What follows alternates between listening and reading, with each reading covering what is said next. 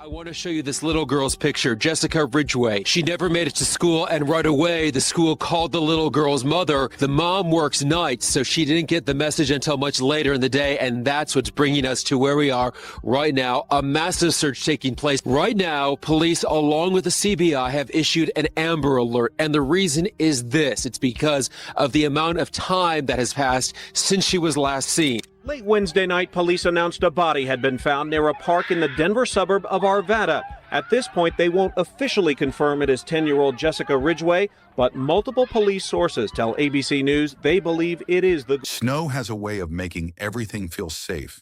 It softens edges, muffles sound, wraps entire neighborhoods in a kind of stillness that tricks you into believing nothing bad could happen here. Not today. Not in this quiet stretch of suburban Colorado, where lawns are trimmed and porch lights flicker on at dusk like clockwork. On the morning of October 5th, 2012, Westminster woke to its first real snowfall of the season. Thick, heavy flakes drifted down through a pale gray sky, settling on rooftops and car hoods and the branches of trees that hadn't yet lost their leaves. It was the kind of morning that made people pause at their windows, coffee in hand, watching the world turn white. Moore Street looked like a postcard, a row of modest homes tucked into a neighborhood where people recognized each other's cars, where kids rode bikes in slow loops around the block, where nothing ever really happened. And maybe that was the problem, because when you live somewhere nothing ever happens, you stop looking for the thing that might. Inside one of those homes, a 10-year-old girl named Jessica Ridgeway was already awake. Not because someone shook her shoulder or called her name from the hallway, but because her alarm clock went off. She had asked for that alarm clock herself. A small thing, unremarkable to most people, but to Jessica it meant something. It meant she could wake up on her own terms, get herself ready, handle the morning like the grown-up she was quietly becoming. That was the kind of kid she was, not loud about her independence, but steady in it. She moved through her routine the way she always did. A little television, breakfast, getting dressed for school. Downstairs, her mother, Sarah, had just come through the door after a long overnight shift, tired in the way only night workers understand. The kind of tired that sits behind your eyes and doesn't leave even after you've eaten and showered and told yourself you'll sleep soon. But before rest, there was this, a small, ordinary moment between mother and daughter, the two of them standing in the kitchen, peeling an orange together. No rush, no urgency, just the quiet rhythm of a Friday morning shared between two people who loved each other. Outside, the snow kept falling. Jessica pulled on her black puffy jacket, the one lined with pink, and adjusted her purple-framed glasses. Purple was her favorite color. She laced up her boots, swung her backpack over her shoulders, and made a quick phone call to a friend. And they planned to meet on the way to school, the way they sometimes did. It was ordinary in every possible way. At approximately 8:30 that morning, Jessica stepped through the front door and into the cold. Her mother watched her walk down the sidewalk, snow catching in her hair, her small frame growing smaller with distance. And then she was gone. If you're watching this right now, wherever you are in the world, take a second, drop a comment, and tell me where you're tuning in from. Because stories like this one reach people for a reason. And the fact that you're here means you understand that some cases deserve more than a headline. They deserve to be remembered. This is the story of Jessica Ridgeway, and before it's over, it will change the way you think about safety, trust, and the things we assume about the places we call home. Before this story becomes about what happened, before the search parties and the sirens and the press conferences that would consume an entire state, you need to understand who Jessica Ridgeway was. Not as a case number, not as a headline, as a person, because that's what gets lost first. In every story like this, the victim becomes the event. Their name becomes shorthand for the worst thing that ever happened to them. And Jessica deserves more than that. She deserves to be known for who she was when the world wasn't watching. Jessica Christine Ridgeway was born on January 23, 2002, in the kind of winter that makes Colorado feel like it belongs on a greeting card. From the beginning, she was different. Not in a way that demanded attention, but in a way that earned it quietly. Her family called her an old soul, not because she acted beyond her years in some precocious, made-for-television way, but because she carried a kind of emotional awareness that most adults never develop. She noticed things. She noticed when someone at school sat alone at lunch. She noticed when her mother came home from work looking more tired than usual. She noticed when a conversation in the room shifted and someone's feelings got bruised, even if no one said anything out loud. And she didn't just notice. She responded. A hand on someone's arm, a quiet word, a hug that arrived exactly when it was needed, without being asked for. At 10 years old, Jessica Ridgeway had the kind of empathy that can't be taught in a classroom. It lived in her instincts. She loved music. Not in the way kids sometimes say they love music because it's playing in the background. Jessica felt it. She danced around the house freely, making up routines in the living room, turning ordinary afternoons into performances no one asked for, but everyone enjoyed. Her body moved before her mind caught up, the way it does when a song hits you somewhere deeper than your ears. Her favorite song that year was Call Me Maybe by Carly Rae Jepsen. The kind of track that was everywhere in 2012, pouring out of car radios and school hallways and grocery store speakers. But for Jessica, it wasn't just background noise. It was her anthem. She sang it constantly, danced to it on repeat, owned it the way only a 10-year-old can own a pop song, completely and without apology. She loved Nickelodeon. She loved Disney Channel.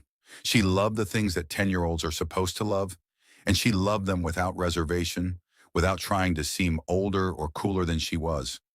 But here's what people remember most when they talk about Jessica. It wasn't the dancing, it wasn't the music, it wasn't even the glasses with the purple frames that had become her signature. It was something she said once, casually, the way kids say things that stop adults mid-sentence. She told her family she wanted to be a cheerleader when she grew up, but not just any cheerleader. She wanted to be the kind who was nice to everyone. Think about that for a moment. Not the kind who stood at the top of the pyramid, not the kind who won competitions, the kind who was nice to everyone. At 10 years old, Jessica had already figured out something that takes most people decades, that the point of being seen isn't the attention, it's what you do with it. Her world was small in the way that every child's world is small.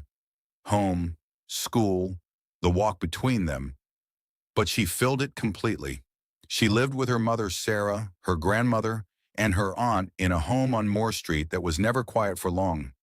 There was always conversation, always laughter, always someone coming or going, the way homes feel when they're genuinely lived in. Her parents were separated, but Jessica maintained a relationship with both of them. She navigated that reality with a steadiness that belied her age. Not because she didn't feel the weight of it, but because she had decided somewhere inside herself that love wasn't something you divided, and it was something you carried in full for everyone. Every morning she got herself ready for school. She walked roughly a mile to Witt Elementary, sometimes with friends, sometimes alone. It was a system built on trust, trust between Jessica and her mother, trust between the family and the neighborhood, trust that the world outside the front door was safe enough for a 10-year-old girl with purple glasses and a backpack full of homework. And for a long time, that trust held. It held on Monday, it held on Tuesday, it held on Wednesday and Thursday, and then came Friday. October 5th, 2012 fell on a Friday, and in the rhythm of a 10-year-old's week, Fridays carried a specific kind of energy. The weekend was close enough to taste. School felt lighter. The air buzzed with plans and possibilities, and even if those plans were nothing more than cartoons and sleeping in. For Jessica, that Friday started the way every school morning started, with the sound of her alarm clock pulling her out of sleep. She didn't hit snooze. She didn't bury her face in the pillow and wait for someone to come get her. She got up. That was the deal she had made with herself when she asked for that clock.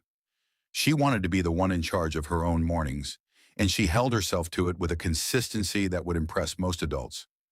Television first, a few minutes of whatever was on, the kind of passive watching that isn't really watching at all, just the brain warming up before the day begins. Then breakfast, then getting dressed. Downstairs, the front door opened and Sarah came in from the cold. She had just finished an overnight shift. Hours of work in the kind of silence that only exists between midnight and dawn. Her body was running on fumes. The plan was simple. See Jessica off, then sleep. A few hours of rest before the afternoon. But first, the orange. It's a detail that seems almost too small to mention. A mother and daughter standing in a kitchen, peeling an orange on a Friday morning. No deep conversation, no dramatic farewell. Just fingers pulling at citrus skin, the sharp scent filling the room, and the kind of comfortable silence that only exists between people who don't need to perform for each other. Sarah would replay that moment thousands of times in the years that followed.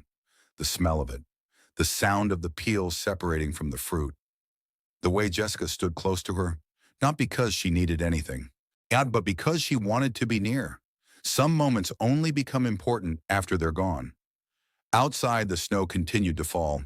Heavier now, the flakes fat and deliberate, piling onto the sidewalk Jessica would soon walk down.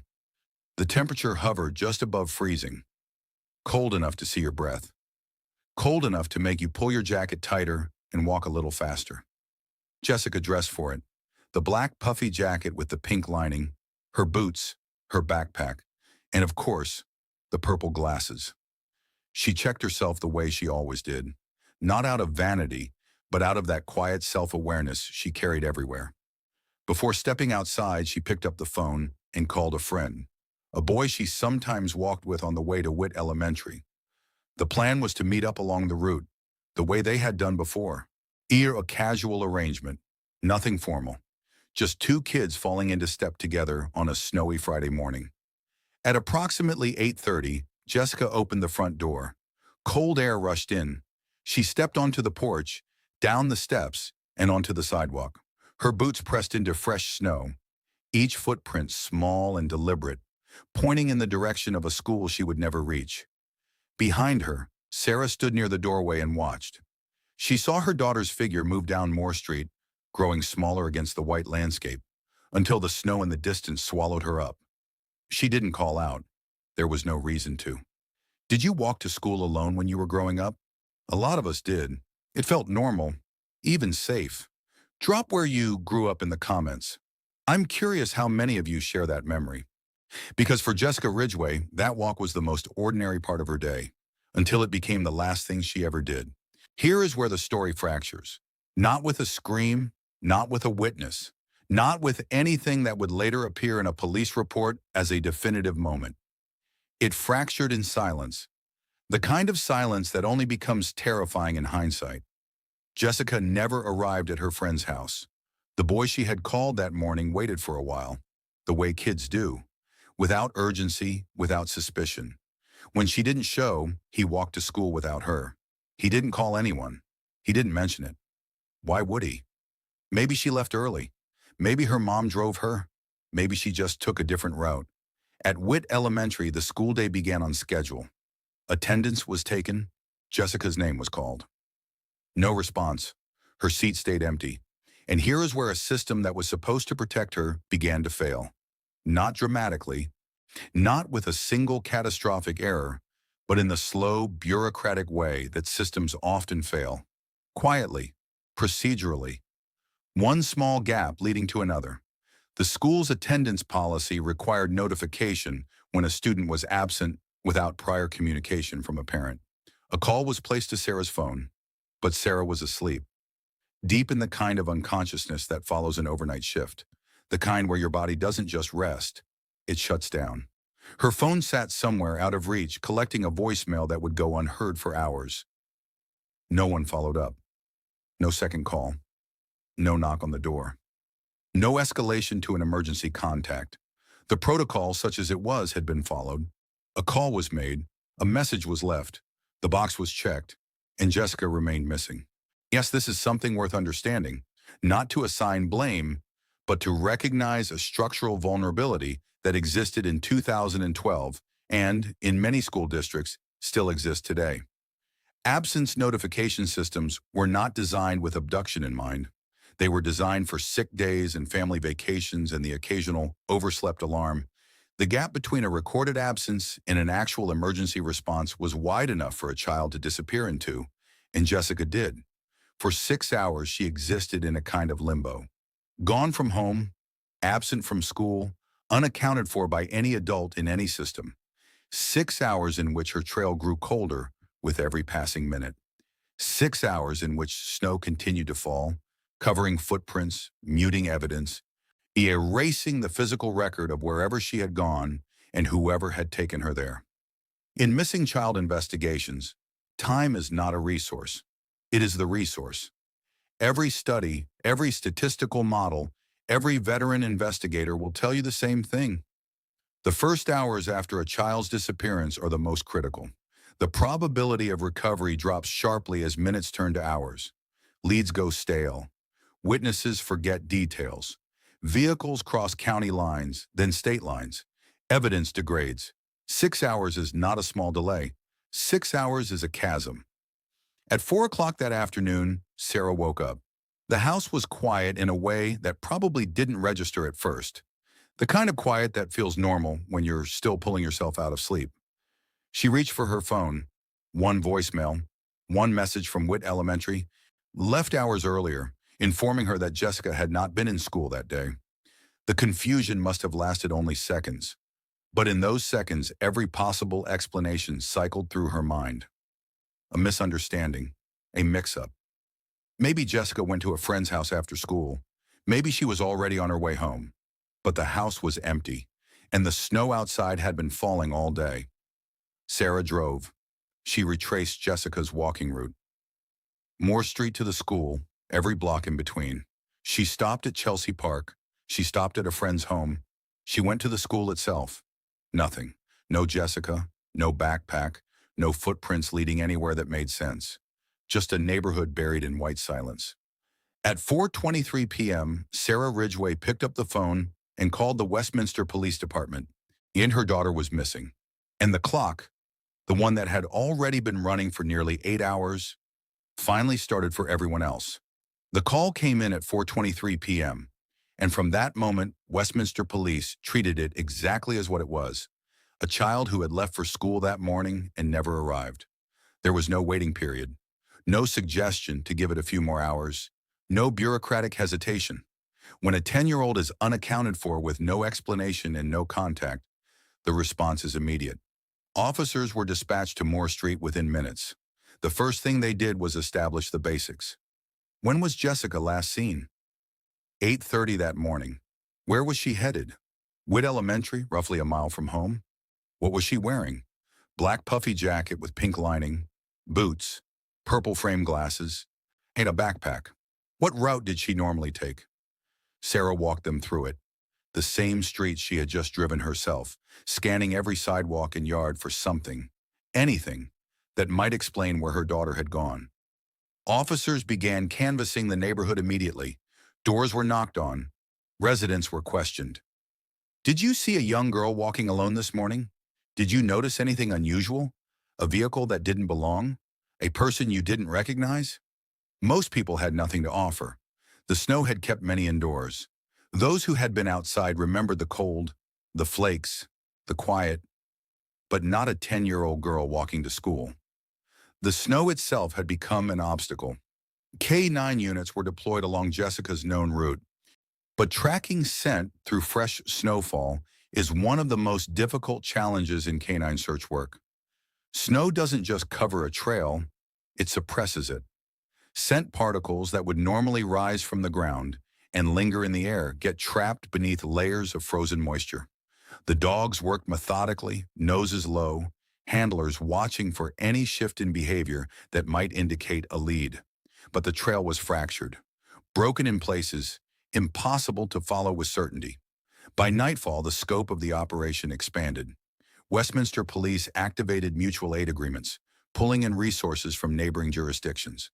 The FBI was contacted. Search teams fanned out across a widening radius. Parks, open spaces, drainage channels, anywhere a child might be found, or evidence might have been discarded. And then the community showed up. Not in small numbers, not tentatively. Westminster mobilized the way small cities do when the threat is close enough to feel personal, because it was. Jessica wasn't an abstract name on a news ticker. She was the girl down the street, the kid in the purple glasses, the one who walked past your house every morning on her way to school. By Saturday morning, hundreds of volunteers had gathered. By Sunday, the number climbed into the thousands. They searched on foot in organized grids, covering fields and trails and parking lots. They checked dumpsters and drainage ditches and the edges of frozen ponds. They moved through the snow in long, slow lines, eyes down, looking for anything that didn't belong. Purple ribbons began appearing across the city, tied to mailboxes, draped over fences, taped to car antennas and storefront windows. Purple, Jessica's favorite color, became the symbol of a community refusing to stop looking. Vigils were held, candles were lit in the snow, their flames trembling against the cold, casting small circles of light on the faces of people who had never met Jessica, but who understood instinctively that her absence was everyone's emergency. Now, if this case is pulling you in, if you're already trying to piece together what might have happened, I need you to do something for me. Hit that subscribe button right now. Not because I'm asking for numbers, but because cases like Jessica's demand attention. They demand that people show up, pay attention, and refuse to look away. That's what this channel's about. And every subscriber tells the algorithm that these stories matter. Because behind the ribbons and the search grids and the press conferences that were about to begin, investigators were already confronting a reality they hadn't yet said out loud. This was not a runaway. This was not a custody dispute. This was not a child who had wandered off and gotten lost in the snow. Something had happened to Jessica Ridgeway on her walk to school, and whoever was responsible was still out there. For the first 48 hours, investigators operated on the assumption that Jessica could still be alive. Every decision, every resource allocation, every conversation with the public was filtered through that possibility. Because until evidence says otherwise, you search for the living. But on Sunday, October 7th, 2 days after Jessica disappeared, the first piece of physical evidence surfaced, and it didn't bring relief. A resident walking near Kettner Lake Open Space, a park roughly 1.5 miles from Jessica's home, noticed something sitting in the grass just off a footpath. A backpack, small, the kind a child would carry. It was Jessica's. Officers secured the area immediately. Crime scene tape went up around the park. Forensic technicians moved in with gloves and evidence bags and the kind of deliberate slowness that looks like patience, but is actually precision. Every blade of grass around that backpack mattered. Every footprint in the softening snow, every fiber, every smudge, every microscopic transfer that might connect the bag to the person who had placed it there. The backpack was intact. It hadn't been torn open or rifled through in a way that suggested robbery. Its contents were consistent with what a 10-year-old would carry to school. Nothing appeared to be missing in a way that pointed to a specific motive, which raised a question that investigators had to sit with carefully. Why was it here? Kettner Lake Open Space was not on Jessica's walking route to school. It was in the opposite direction, south and west of Moore Street, away from Witt Elementary. Whoever left this backpack had taken Jessica somewhere she would not have gone on her own. This is where geographic profiling enters the investigation. Not as a theory, but as a discipline. Geographic profiling is a methodology used in criminal investigations to analyze the spatial patterns of connected crime scenes, evidence locations, and victim movements. The core principle is straightforward but powerful. The locations a perpetrator chooses are not random. They reflect familiarity, comfort, routine. A person dumps evidence where they feel safe doing so. They choose locations they know, places they've been before, routes they've driven, parks they've walked through. The geography of a crime tells investigators something about the geography of the criminal's life. The backpack's location at Kettner Lake told investigators several things simultaneously. First, the perpetrator had access to a vehicle. Jessica could not have walked that distance in the time between leaving home and being reported absent. Second, the perpetrator knew this area. Kettner Lake Open Space is not a major landmark. It's a local park, the kind of place you know because you live nearby, and not because you're passing through. Third, the decision to discard the backpack separately from Jessica suggested a degree of planning, or at least a calculated effort to separate the victim from identifiable belongings. Forensic teams processed the backpack for fingerprints, DNA, and trace evidence. Every surface was swabbed, every zipper pull examined. The contents were cataloged and tested individually.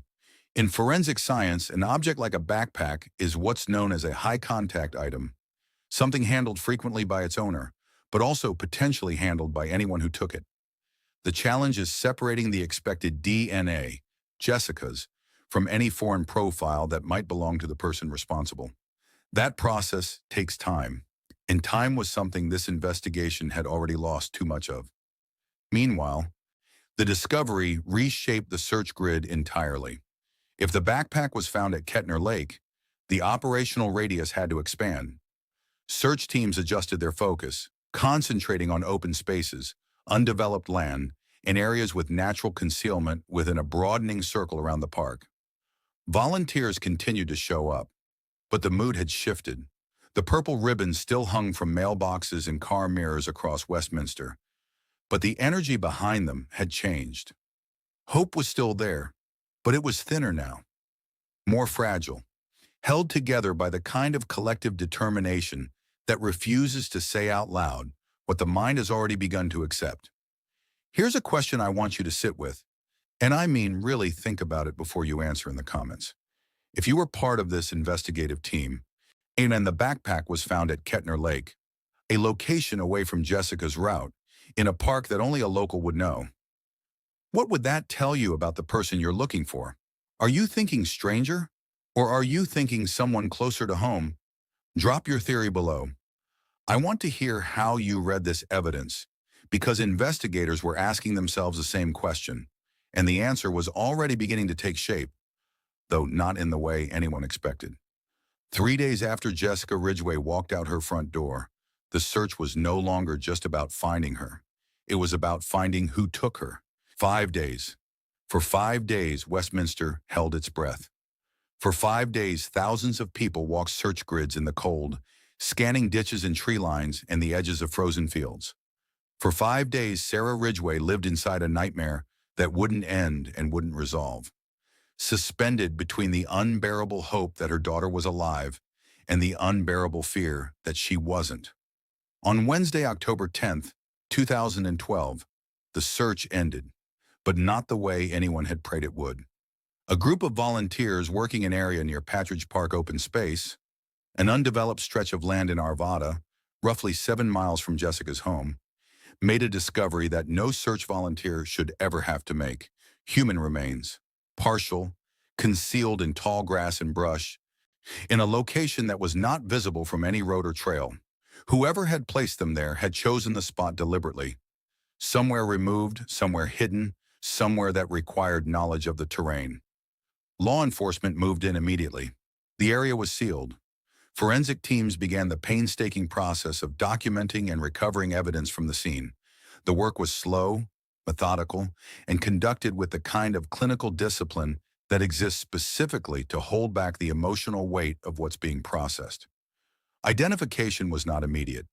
Given the condition of the remains, visual confirmation was not possible. Investigators turned to forensic methods, dental records, DNA comparison, to establish what everyone already feared, but no one was willing to say without certainty. On October 12th, when the Westminster Police Department held a press conference, the remains had been positively identified. They belonged to Jessica Ridgeway. The chief of police stood behind a podium lined with microphones and delivered the news in a voice that was steady but visibly strained. Behind him, officers who had worked the case around the clock for a week stood in silence. Some looked at the floor, some looked straight ahead at nothing. Outside the police station, the purple ribbons that had symbolized hope quietly became symbols of mourning. Westminster did not collapse. It contracted. The grief was not loud. It was heavy. It pressed down on the community like the snow that had fallen the morning Jessica disappeared. Schools held moments of silence. Parents pulled their children closer. Neighbors who had never spoken to each other stood in driveways and said the only thing there was to say. How did this happen here? The case was now officially a homicide investigation. The search for a missing child had become the hunt for a killer, and the pressure on law enforcement, already immense, intensified to a level that few investigations ever reach. This was not a cold case. This was not a mystery buried by decades. A child had been taken from a residential street in broad daylight, in a community where people knew each other's names, and whoever did it was still free. I want to pause here for a moment, because if you've made it this far into this story, you're not here casually. You're here because you care about what happened to Jessica, and that matters. If this case is affecting you, if you feel the weight of it, I'd ask you to share this video with someone. Not for the views, not for the algorithm, but because Jessica's story deserves to be carried by as many people as possible. That's how we honor the ones who can't speak for themselves. The investigation had entered a new phase, and the evidence, the backpack, the location of the remains, the geographic pattern that was beginning to emerge, was already pointing somewhere close, somewhere no one wanted to look. Once the case became a homicide, the investigative machinery shifted into a different gear entirely. This was no longer about search grids and volunteer coordination. This was about evidence, forensic timelines, DNA, and the quiet, relentless work of narrowing a pool of possibilities down to a single name. When investigators began by mapping what they had, the backpack at Kettner Lake Open Space, the remains at Patridge Park in Arvada, Jessica's home on Moore Street, her walking route to Witt Elementary. When you plot those points on a map, a geographic shape emerges, and that shape tells a story about movement. Someone took Jessica from her route, transported her to one location, discarded her belongings at another, and left her remains at a third. That's not chaos. That's navigation. That's someone who knows these roads, these parks, these quiet stretches of land where people don't go unless they have a reason. The geographic profile tightened. Investigators were no longer looking at Westminster broadly. They were looking at a specific radius, a cluster of locations that suggested the perpetrator lived or operated within a defined area. Sheena not passing through, rooted. Meanwhile, forensic teams were processing every piece of physical evidence recovered from both sites. DNA extraction from the backpack and the scene at Patridge Park became the central axis of the investigation. In 2012, DNA analysis had advanced significantly from its early days, but it still required time. Time for extraction, amplification, comparison, and confirmation. Every sample had to be handled within strict chain of custody protocols to ensure that whatever profile emerged would hold up not just investigatively, but legally. Because finding the person responsible was only half the objective. Convicting them was the other half. And a single break in the evidentiary chain, one contaminated sample, one improperly documented transfer, could unravel everything in a courtroom. Investigators submitted DNA profiles to CODIS, the Combined DNA Index System, a national database maintained by the FBI that stores genetic profiles from convicted offenders, arrestees, and forensic evidence from unsolved cases. CODIS operates on a simple but powerful principle. If the person who left DNA at a crime scene has ever had their profile entered into the system, the database will find the match. But CODIS returned nothing. No match, no hit, no name. Whoever had done this had never been convicted of a crime that required DNA collection. They had no prior record in the system. They were, from a forensic database perspective, invisible. That absence forced investigators to widen their approach. And in doing so, they uncovered something that had been sitting in their own files, a case from 5 months earlier that no one had yet connected to Jessica's disappearance. On May 22, 2012, a woman jogging near Kettner Lake Open Space, the same park where Jessica's backpack would later be found, was attacked from behind.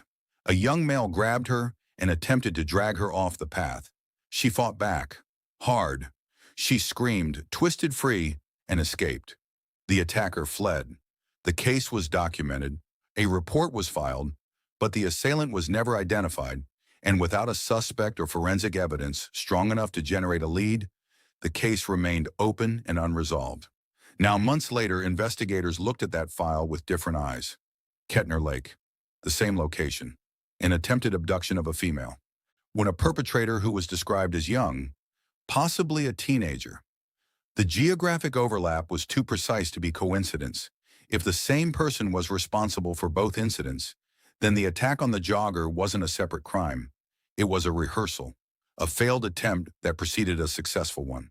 The profile was sharpening. Someone young, someone local, someone who frequented Kettner Lake Open Space and the surrounding area. someone who had escalated from attempted abduction to murder in less than 5 months. Investigators began cross-referencing residents within the geographic cluster. They pulled records. They revisited interviews. They re-examined every tip that had come in since Jessica's disappearance, and there had been hundreds. The answer was close, closer than anyone in Westminster wanted to believe. And when it finally came, it didn't arrive through a database or a forensic breakthrough. It came through a phone call. On the evening of October 23, 2012, 18 days after Jessica Ridgeway disappeared, a woman in Westminster picked up her phone and made a call that would end the investigation. She called the police, and she turned in her own son. Her name was Mindy Sigg. Her son was Austin Reed Sigg. He was 17 years old. According to later reports, Austin had confessed to his mother, told her what he had done, and Mindy Sigg, faced with a truth that no parent should ever have to carry, made the decision that many people in her position might not have had the courage to make. She contacted law enforcement immediately. There was no standoff, no chase, no dramatic confrontation. Officers arrived at the Sigg residence, located less than 1.5 miles from Jessica's home on Moore Street, and took Austin into custody without incident. He was 17, a junior at Arapahoe Community College, enrolled in concurrent classes. To neighbors, he was quiet, unremarkable, the kind of teenager who didn't draw attention because there was, on the surface, nothing to draw attention to. But beneath that surface, investigators would soon discover a profile that was far more disturbing than anyone in the neighborhood had imagined. Austin Sigg had not acted on impulse. The attack on the jogger at Kettner Lake 5 months earlier, that was him. He admitted to it, which meant that what happened to Jessica was not a sudden eruption of violence. It was an escalation, a progression from a failed attempt to a completed one. The behavioral pattern was textbook, not in the sense that it was predictable, but in the sense that it followed a trajectory that criminal psychologists have documented extensively. Offenders who commit crimes of this nature rarely begin at the most extreme point. They build toward it. They test boundaries, they fail, they adjust, and they try again. This is one of the most difficult realities in criminal behavioral analysis, the understanding that certain acts of violence are preceded by earlier incidents that, at the time, may appear isolated or minor by comparison. The jogger attack was not a separate event. It was Chapter 1. Sigg's confession provided investigators with details that aligned precisely with the physical evidence already collected. The locations, the timeline, the method of abduction. A DNA evidence recovered from the crime scenes confirmed what his words had already established. The forensic and testimonial evidence were in agreement. There was no ambiguity, but the legal process that followed was anything but simple. Austin Sigg was 17, a minor under Colorado law. The question of whether to charge him as a juvenile or as an adult became an immediate and significant legal consideration. In Colorado, a juvenile accused of certain violent felonies can be direct filed into adult court by the district attorney. The decision carries enormous implications, not just for sentencing, but for the entire framework of how the case is tried, what evidence is presented, and what outcomes are possible. Prosecutors moved to charge Sigg as an adult. The charges were severe: first-degree murder, second-degree murder. It was sexual assault and kidnapping, among others. The weight of the charges reflected the weight of the evidence and the severity of what had been done to a 10-year-old girl on her walk to school. Sigg was held without bond. The community had its answer. The person responsible for Jessica's death was not a stranger who had drifted into Westminster and disappeared. He lived there. He walked the same streets. He knew the same parks. He existed within the same radius of ordinary life that Jessica and her family occupied every single day. And that was perhaps the most unsettling revelation of all. Not that a monster had come to Westminster, but that the danger had never come from outside. It had been there all along. In November of 2013, Austin Reed Sigg pleaded guilty to multiple charges, including first-degree murder and sexual assault. He was sentenced to life in prison plus 86 years. Because he was charged as an adult, there was no possibility of juvenile release, no reduced timeline, no quiet re-entry into society after a few years behind closed doors. The legal system, for whatever its limitations, delivered a definitive outcome. But outcomes are not the same as closure. Closure is a word people use when they want to believe that grief has an endpoint. A door that shuts, a chapter that finishes, a moment when the weight lifts and life resumes its normal shape. But for Sarah Ridgeway, for Jessica's grandmother, for her aunt, for every person who loved that girl with the purple glasses and the old soul, there is no such moment. There is only the ongoing work of carrying what happened and finding a way to live alongside it. Westminster changed after Jessica's death. Not in the ways you can see from the outside. The streets still look the same. The houses still sit in their quiet rows. The snow still falls every October, but in the ways that only the people who live there can feel. Parents adjusted routines. Schools revisited notification protocols. The walk to school, that ordinary, unremarkable act of childhood independence, became something that required a second thought. And maybe that's the most honest thing this case leaves behind. Not a lesson wrapped in a neat sentence. Not a moral that fits on a poster. But a question that doesn't go away. How do you protect the people you love in a world where danger doesn't always announce itself? You can't watch every step. You can't follow every route. You can't stand at the window long enough to guarantee that the person walking away from you will come back. Trust is not a flaw. It is a necessity. And the fact that someone exploited that trust, that a 17-year-old boy turned an ordinary Friday morning into an irreversible tragedy, does not mean the trust was wrong. It means the world failed to be worthy of it. Jessica Ridgeway wanted to be a cheerleader who was nice to everyone. She wanted to wake up on her own terms. She peeled an orange with her mother on the last morning of her life, and she walked into the snow like she had done 100 times before. She deserved every single one of those ordinary mornings. She deserved thousands more. If this story stayed with you, if Jessica's name is one you'll carry past the end of this video, then I'm going to ask you one final thing. Subscribe to this channel, share this video, not for metrics, not for numbers, but because every view, every share, every comment tells the world that Jessica Ridgeway is not forgotten, that she was here, that she mattered, and she did. More than words can say, she mattered.